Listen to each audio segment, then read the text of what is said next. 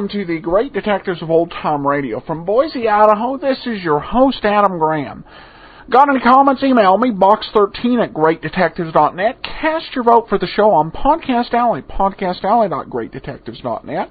And you can always call us, 208-991-GREAT-D. That's 208-991-4783. This is our 150th episode special, and I always like to do something a little bit out of the ordinary for this. And so we have an episode for Suspense, starring Alan Ladd. This is early in Ladd's career, and you'll notice a bit of a difference in Ladd's voice versus what we'll hear on Box 13 on Monday. Suspense was one of those shows with an incredible run. It ran from 1942 to 1962 and was the premier old-time radio mystery show. Now, most of these weren't detective stories. However, they did on occasion go there. RadioGoldIndex.com has some short synopsises of most of the plots, and so I was able to single out which might be potential detective stories. This one with Alan Ladd comes early in his career, just as he was starting to get into doing some on-screen detective movies, and kind of getting his feet wet in radio. This is from January 6, 1944. Fairly early in Suspense's run as well. So we're going to get into today's episode in just a second. Before we do get started, I do want to remind you of the special offer available to listeners of the program. You can get a free audiobook when you try Audible. Audible allows you to get one audiobook a month plus a subscription to your choice of the New York Times or the Wall Street Journal. Just go to audiblepodcast.com/oldtimeradio to take advantage of this offer. Now with our star, Alan Ladd, let's go ahead and listen to One Way Ride to Nowhere.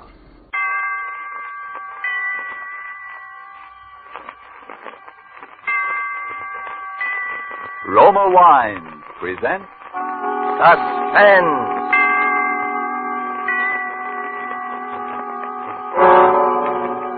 Roma Wine, made in California for enjoyment throughout the world. Salud! Your health, senor. Roma Wines toast the world. The wine for your table is Roma Wine, made in California for enjoyment throughout the world. This is the man in black, here for the Roma Wine Company of Fresno, California, to introduce this weekly half-hour of Suspense. Tonight in Hollywood, Roma brings you the young American actor whose sensational rise to stardom has been unparalleled in recent seasons, Mr. Alan Ladd. The suspense play which stars Alan Ladd, and which is produced and directed by William Spear, is called The One-Way Ride to Nowhere. So with this play, and with the performance of Mr. Ladd as an adventurous young man named Tom Dwyer, Roma Wines again hope to keep you in suspense.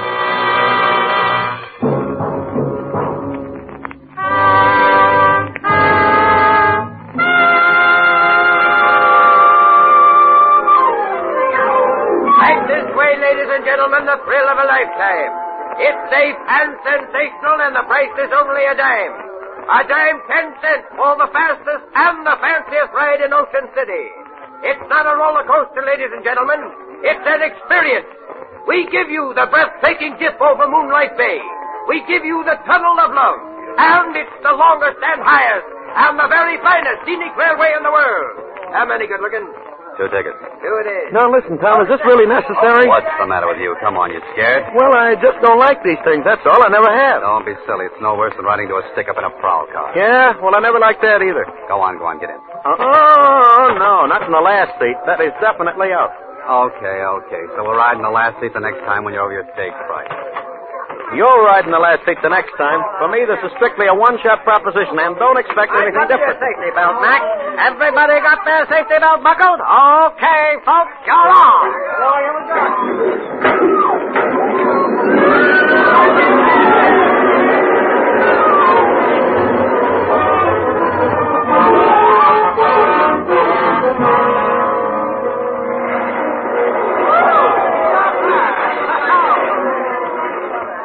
Oh. Hey, Tom, are we still alive? Well, can't you tell? All right, folks, who's going to ride try it again. What do you say, Benny? Want to try it again? Are you crazy? Come on. It'll do you good. Don't tell me. This thing is a menace to health and sanity. What did I tell you? Look, there's a guy passed out back there. Come on, Yeah? snap out of it. Hey, come on, get up, mister. Hey, somebody give me a hand with this guy. Here. Come here, I'll help you. All right, you get his legs. I'll take his head. Oh, I don't know why guys ride this thing if they're going to pull a fade out. Uh-oh. This guy didn't pull any fade out.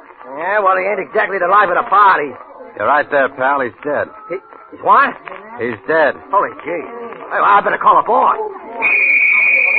All right, folks. You'll just have to step outside the gate, please. Wait a minute. Sorry, there's been a little accident here. Everybody out, please. Go on, everybody out. What's the matter, Johnny? Guy passed out. The man there says he's dead. Oh, please. Every season it's something. Please, folks, outside the gate. Yeah, go on. All right, stand back there. Stand back, everybody. What's the matter, Terry? That guy just died on us. Yeah? How come? I don't know. This man here looked him over. How do you know he's dead? You a doctor? No, officer, but it's not too hard to tell. Where is he? Back in the last seat. Come on, keep the mob outside, will you, Terry? Sure. Come on, break it up now, will you? Break it up. This the guy? Yeah. Looks like it must have been heart failure. It doesn't look to me like heart failure. Say, who are you? Dwyer's the name, Tom Dwyer. Yeah? Well, Hey, I never seen this dead guy. He never bought a ticket for me. That's right, he never had a ticket. You mean he rode for free? How could he? He rode for free, all right. Say, how come you know so much about this? Me? Oh, I'm just kind of nosy. Hey, you. Yeah? Do you remember seeing this man get on the car? How do I know? They get on, they get off. I just work here. Don't you remember that my friend and I were going to get in that last seat, and then we didn't? Hey, that's right. Hey, who's this? Ben Duffy's a friend of mine. Yeah? Yeah. Now, listen. My friend and I were the last ones to get in that car. We were going to take the last seat, and then we didn't. Then the car pulled out. And when it pulled out, that last seat was empty. Hey, that's right. That last seat was empty. This dead guy never even got on the car. Yeah. Now you're getting someplace. All right, Dick Tracy, I'm listening. A roller coaster car starts out from this platform all hunky-dory and rips around the tracks about 90 miles an hour. And when it gets back here, there's a dead guy on it that wasn't on it when it started. How do you think he got on there? Dropped out of the sky? Well, figure it out for yourself, pal. If he wasn't in the car when it started, then someplace along the line he was dumped on it. And guys who have been dumped are generally guys who have been murdered.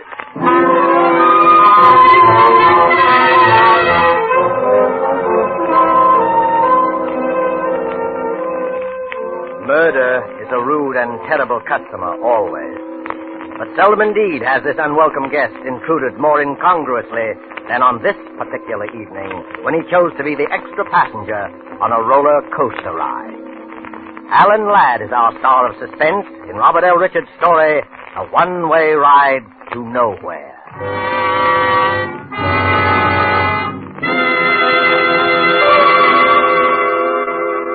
You have heard the prologue for tonight's tale of Suspense.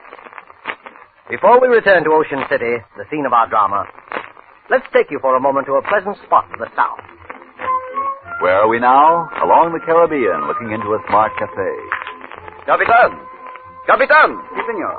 You have a fine port wine? I should like something special. Perhaps you, si, senor. Imported from California. A wine. Excellent. Roma, California port. It's true that in many countries of the world, distinguished Roma wines are imported. Red wines, white wines, dessert wines, sparkling wines. Prized and enjoyed by wine lovers of these countries as rare delights. In many parts of the world, it's been discovered that our own California's sun and soil, plus the skill of Roma's vintners, are to be thanked for some of the truly fine wines. Yet to Americans, Roma wines cost little, for we pay no excessive import duty or shipping costs. Yes, you can serve Roma wines often and proudly to your most knowing, most critical guests. For Roma wine is America's largest selling wine, and at only a few cents a glass. Why not let Roma wines add their delight to your family meals and your family's enjoyment? Buy wine tomorrow and specify Roma, R-O-M-A, made in California for enjoyment throughout the world. And now it is with pleasure that Roma Wines bring back to our soundstage Mr. Alan Ladd in The One-Way Ride to Nowhere, a tale well calculated to keep you in suspense.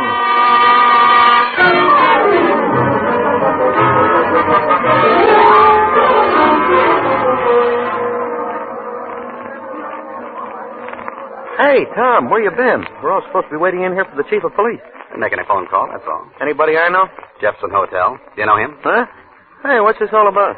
Oh, about $400,000 and a lot of people's lives. Uh-oh. Here comes the chief now. All right, quiet, everybody. Chief Haynes wants to say something to you. A man died under peculiar circumstances on the Ocean City roller coaster tonight. And all of you here were either on the car in which the body was found or in the immediate vicinity, like on the platform.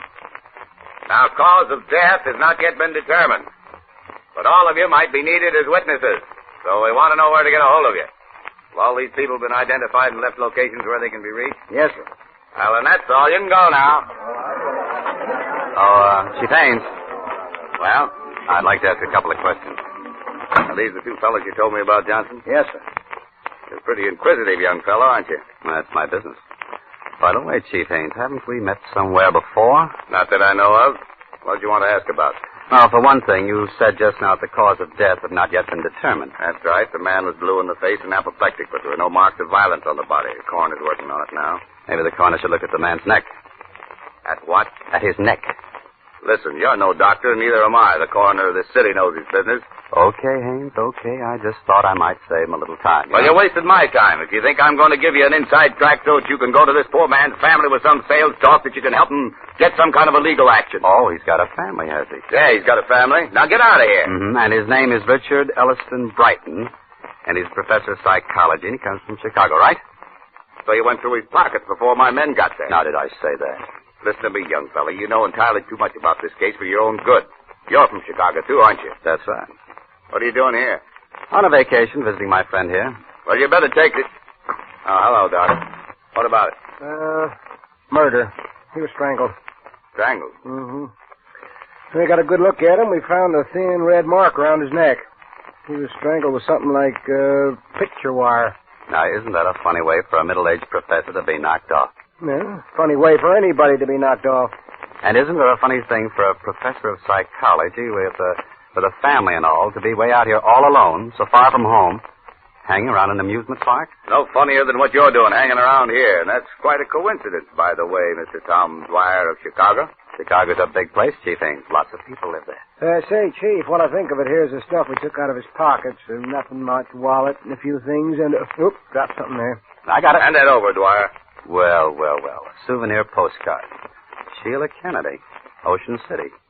Hey, she's quite a cutie, too. I said hand it over. It's material evidence. Sure. Here you are. One of the local tent show girls, I take it? Know anything about it, Chief? Now, listen, Dwyer. I got enough on you already to hold you on suspicion. Take my advice and keep your nose out of this. Come on, Tom. This isn't doing you any good. Yeah, that's right, Ben. And anyway, we got a date with a lady.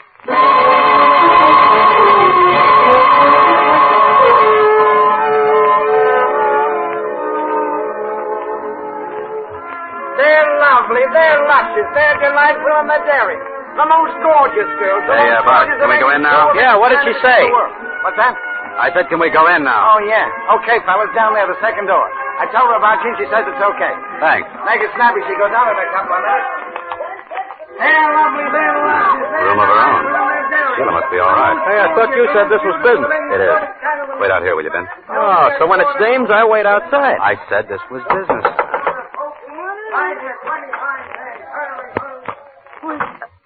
I don't know you. Well, maybe we've both been missing something. How did you know I came from Chicago? You'd never have got in if you hadn't pulled that. It was a good guess, wasn't it? Well, I don't know you and I don't want to know you, so beat it. Now, look, Sheila. I didn't come here to cause you any trouble. My name's Tom Dwyer, and Are you going to leave or do I call the bouncer? Sheila, a man was murdered in the amusement park tonight. Murdered? Well, hadn't you heard? Everybody has, but I didn't know it was... He was from Chicago, too. And, Sheila, he had your picture in his pocket. My picture? That's right. So what? There must be 50,000 old goats from one end of this country to the other with my picture in their pockets. They sell them at the show. How do you know how old he was? I don't. I was only... Professor Brighton didn't come around in the last 2 or 3 days to talk to you about anything, did he, Sheila? No. I don't even know what you're talking about. You got no right to question me. You know what I think, Sheila? I don't know, and I don't care. I think you're in a tough spot, and you'd like to be out of it. Only you don't know quite how. Well, what if I am? Well, maybe I can help you. Nobody can help me. This is murder, Sheila. That's not so good. What's your angle in all this? I wouldn't kid you. I'm a private detective. I make my living in things like this. Aside from that, and as a general rule, I just don't like murder. Listen, mister, what'd you say your name was? Dwyer. Tom, to you. All right. I don't know why, but you seem like a nice guy. I am. Wait till you know me better. Might have been nice at that, but keep out of this. It's for your own good. You'll get nothing but grief. What kind of grief? The worst kind there is. You saw what happened to the professor. The poor guy. Get out of the amusement park. Get out of Ocean City and stay out. Thanks, Sheila. Maybe you're right. I know I'm right. But I'm in kind of deep already. Is there anything particular I should look out for? Come on, Sheila, you're on. Okay. Listen, Tom, just remember, that roller coaster isn't the only one-way ride to nowhere around here. One-way ride to nowhere.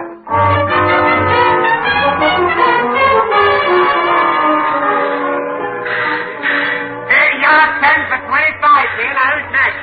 10 for 25. Yeah, what did she mean by that? Is it tip-off, Maybe. Red hop, they're all hop. Yeah. One-way ride to nowhere, huh? That's what the professor got all right for free, but how? He was dumped on. I still say how. Well, that little problem doesn't bother me, but... The one and only, the bulletproof Hey, listen. automobile Huh? that took 3 men on a Did you hear that? one-way ride Yeah. to nowhere. One-way ride to Ladies and gentlemen, nowhere. our Come on. show is about to begin. Hey, I think it's around there to the right. Yeah. Bulletproof automobile. Huh? Where? That tent show next to the roller coaster. Take it easy now. Okay, but And you worry me sometimes. Did you know this thing was here? well, it wasn't here last week. How am I supposed to know what you want? If you tell a guy something once in a while, it wouldn't... Suppose you never heard of McGuire either. No? Skip it. This guy's going into his routine again. Ladies and gentlemen, step right up. Inside you will see the actual bulletproof automobile in which the famous Jarvis gang sped from the scene of the $400,000 Springfield mail robbery, the most daring hold-up in modern times. Now, this is the very limousine in which they were pursued for 50 miles. 3 of them died. The 4th became a raving maniac on that last fatal one-way ride to nowhere. Step right in, ladies and gentlemen, and this show is about to begin. Denny, now I know I'm right. Is this what you came down here for? Not exactly, but there's been some funny talk lately about this mail robbery job in some funny places. I still don't get it. There were 4 guys in on that. 3 of them dead and the others in the bug house. That kind of closes the books, don't it? I gave you a little tip, Denny. They never found the money. Huh? And the insurance company's got a standing offer of a 10% reward. $40,000. Step right over, gents. The original bulletproof automobile. Okay, maybe we'll at that. How much? 2 bits apiece. Yeah. Step right inside, gentlemen. Now the car that you see before you... You don't have much business, do you? Hey, what are you, a couple of public accountants? No offense. It just seems too bad. It's a swell exhibit. You're telling me. These hicks down here, they don't appreciate nothing. It must be pretty hard, judging what the public will go for. Yeah. I thought this murder automobile would be a sensation, something modern, you know. And my brother found it in a junkyard in Indiana. Cops must have sold it at auction or something. Look, would you really like to get rid of this heap? Like to? Don't worry, I already have. Yeah? Listen, brother, the minute I found out that I had a turkey, I went out and found me a sucker, but quick. Well, how did you find him? Well, I didn't exactly find him. He come by, you see. He's making some sort of a collection for some cop museum. Capone's bulletproof car, Dillinger's artillery. You know, I got my price, though. Oh. Well, no, isn't that too bad, Denny? Oh, yeah, sure it is. What's too bad about it? Well, to tell you the truth, we're making sort of a collection ourselves for a big New York exhibitor. Sure. I thought maybe we could do a little business. Oh, I'm sorry, mister. I just closed the deal tonight. If you'd only come around just a couple hours sooner, Well, do you suppose this man you sold the car to would be interested in selling at the right price? I don't know. It'd cost you plenty, though. Confidentially, he paid me $1,000 cash. Well, where could we find this guy? Well, he should be here any minute. He's going to pick up the papers and things. Hey, you want to come out and back and wait from there? I was just going to knock off anyway. Well, thanks. I know, but You know, I had a hunch maybe I should have held on. How's a guy supposed to know in this crazy business? Here you are. Wow. Quite a cozy little place you got here. That's all right. Sit down. Make yourself at home. Hey, what's that? Huh? Oh, them roller coasters. The tunnel goes right under the floor here. It's enough to drive you nuts. Yeah, I can imagine. That door over there must open up right where the tunnel comes out, huh? I guess it does at that. I never looked. It's all nailed up. Hey, there used to be another wing on this building in the old days, wasn't there? That was the door to it. It might have been. Yeah, I guess it was. Say, does this Mr. The guy I sold the car to, McGuire. McGuire. Yeah. Oh. Does he have sort of a business manager with him or anybody like that? Well, he's had a couple of guys with him once in a while. I really didn't pay no attention. I suppose he's been hanging around here fairly steady the last few days, huh? Well, in and out, you know. He ought to be here any minute. Oh, here he is now. Yet I don't. Hello, Mr. McGuire. We was just talking about you. Yeah? Who was? Me and these two gentlemen. They want to see you about... Was this the guy that came to see you, Sheila? I don't know. Sure I am, Sheila. Come on, tell him. Well, I guess that's him. Okay. You can run along to the hotel, honey. Ed, listen. Please don't. Do like I tell you. Harry, you stay here with me. Okay, Ed. I got all your papers and things, Mr. McGuire. Everything's here in this envelope. Thanks. And what you two fellas want to see me about? Just a little business proposition. My name's Tom Dwyer, and this is Ben Duffy. Hiya, Mr. Ed McGuire. McGuire. Pleased to meet you. You can beat it now, Ferreira. We'll take care of everything. Okay. Well, so long. So long. Watch the door, Harry. Now, what's your proposition? Well, I understand you bought Ferrara's car. That's right. You interested in used cars? Some used car. How interested? Enough to make an offer. Your friend here in on the deal? No, he just came along for the ride. Well, I got a partner. Well, where do we find him? We don't. He'd have to come here. And we'd have to send somebody after him. Somebody like your friend. Okay. Now, listen, Tom, I don't... What's his name, and how does my friend find him? Name is Johnson. George Johnson. He's at 2854 Drexel Boulevard. Just tell him I sent you. Tom, I don't think I ought to leave. Take it easy, then. And while you're out, I wish you'd do something for me. First. What? Pick up my mail. It won't be out of your way. Your mail? Yeah, that's right. Do that first. I'm expecting a very important special delivery, and I want you to stop by the Jefferson Hotel, where I'm staying. And ask for a bellhop named Ted Martin. He takes care of all my stuff. The Jefferson? That's right. And be sure to see Ted Martin. He's the only one who can help you, so ask the clerk for him. Hurry back, please. Ted Martin and Jefferson. Well, okay. You want me to go, Ed? No, you stay here. And now that he's out of the way, what do you know? Enough? You're a pretty bright boy, aren't you? You gonna talk? Why not? I know, for instance, why you bought that car. I think he knows too much. Let me handle this. Keep talking, bright boy. Well, after that Springfield mail job, nobody ever found the money. $400,000 is a lot of letters. And you think it's still somewhere in that car. Did you figure it out all by yourself, or did you get a tip when you were in the federal pen, along with Duke Jarvis? You know any more good answers, bright boy? Sure. I come from Chicago. I know that around there you got a nickname, and they call you Wires. I told you you knew too much. Mm-hmm. On account you got a reputation for being very handy at disposing of troublesome guys with a length of picture wire twisted around the neck. Have you any idea what you just talked yourself in for, bright boy? I know what I'll talk you in for if you don't play ball. Well, now, what do you think of that? I think we're wasting time. Listen, McGuire. I not only know how you killed Professor Brighton, I know why. Sure you do, bright boy. Sure you do. You think I'm kidding, huh? Professor Brighton was a psychiatrist. They used to call him to the federal pen to examine guys who were wacky. They called him in to examine Duke Jarvis. Duke was the last of the Jarvis gang. The rest were all killed in the holdup. He was wacky, all right. So wacky that he let slip about the money being still hidden in the car. So when the professor heard about the car showing up, he thought he could pick up a piece of change. The poor guy, only you caught up with him first, huh? You've got it all figured out, haven't you? Yeah. All but one thing. I don't think you're smart enough to have pulled this all by yourself. I think you do have a partner. I tell you, we're wasting time. No, we're not. Now, listen, bright boy. Who are you working for? What difference does that make? Plenty. Don't you think I want to know who else is in on this? What do you say, bright boy? There's nobody. I'm working alone. Cover him, Harry. Okay. You'd better talk, bright boy. There's nothing to say. Who else knows about this? Nobody. This ain't gonna do your face any good, bright boy. Talk. Go to.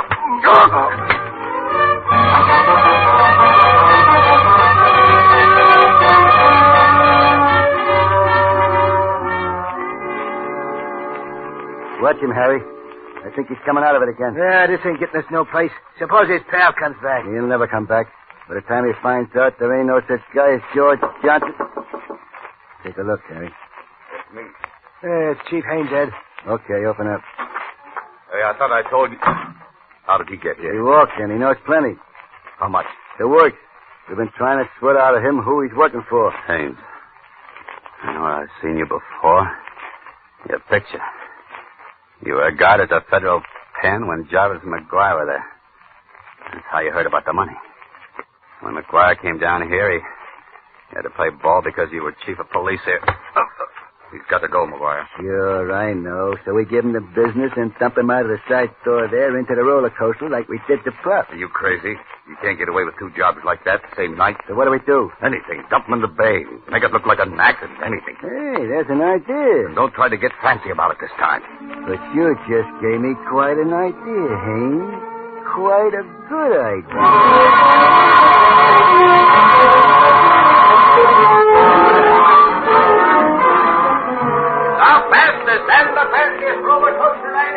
Keep that hat down over his face and hold him up straight. Yeah, I got him.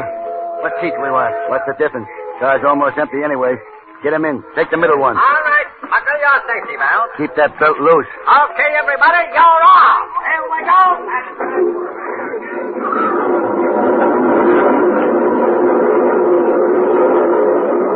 Going into the tunnel now. Tie his hands and feet while we're in the dark. Yeah, I'm doing it now. Got the search weights on him? Yeah, around him. We're out now. Watch him. Hey, what was that? What's the difference? Hang on and we're starting up.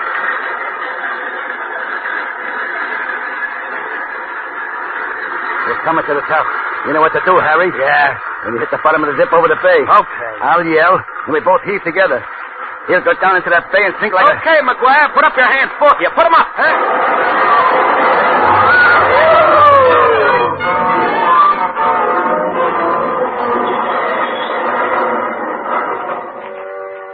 Then you made it. Tommy, you okay? Yeah, sure. What do you think you're doing here? The federal pinch, McGuire. I'm Ted Martin, Department of Justice. Staying at the Jefferson Hotel. Get it, McGuire? Hey, Tom, you ought to get to a dock. No, I gotta get down to the police. Hey, Ted. Ted, listen, never mind about these guys. Get Haynes, chief of police. We got a couple of men down there already, Tom. When you phoned, I figured you might get mixed up with him. We've had our eye on the chief for quite a while. Well, I'll see you later. So long. Thanks, Ted. Hey, you were taking an awful chance, Tom, playing so cagey. Well, I had to be sure first. If that dame hadn't stuck around and tipped us off, we just about made it when the car went through the tunnel. That, Sheila dame, huh? Uh-huh. Say, Ben, I think I got a date with a lady. Oh? So what do I do? Well, I'll tell you. Here's a dime advance out of your $20,000 reward. Go take a ride on the roller coaster.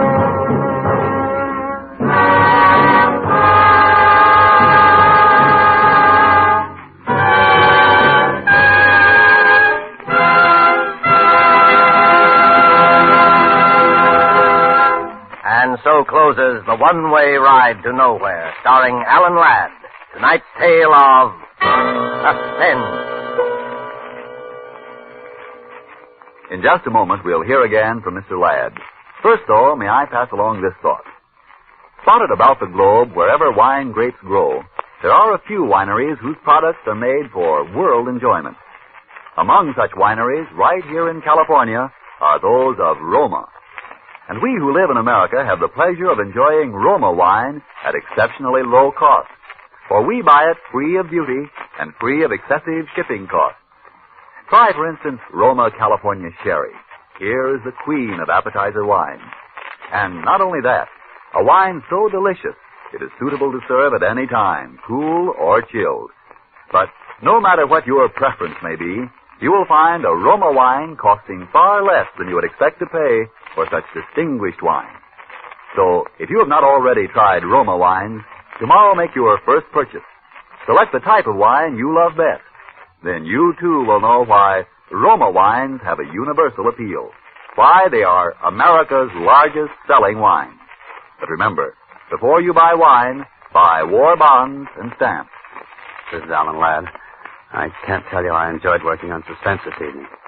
And next week, I know you'll want to be listening, as I certainly will, to Lucille Ball in a very exciting story called Dime a Dance.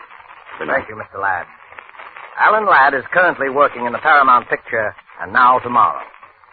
Don't forget, then, next Thursday, same time, for Lucille Ball in Suspense. Presented by Roma Wine. R-O-M-A. Made in California for enjoyment throughout the world.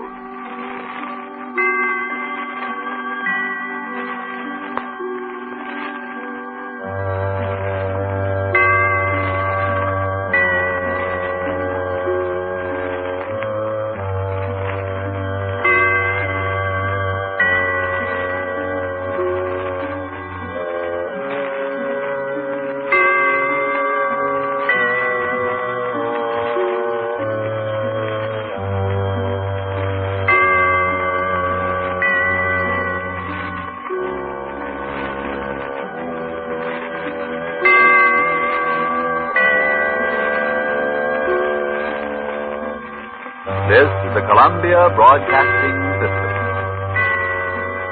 Welcome back. Well, definitely by the time Alan Ladd got to Box 13, he had deepened the tone of his voice.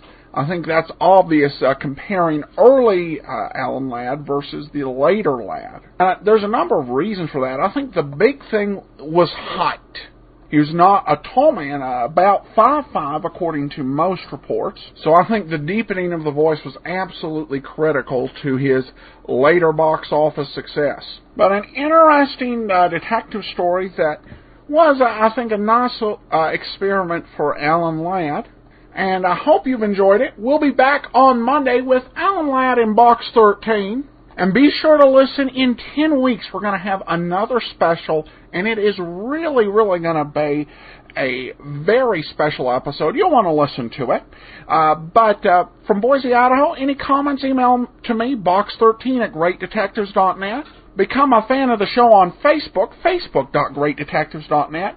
And please remember, if you enjoy the show, cast your vote on Podcast Alley, podcastalley.greatdetectives.net. From Boise, Idaho, this is your host, Adam Graham, signing off.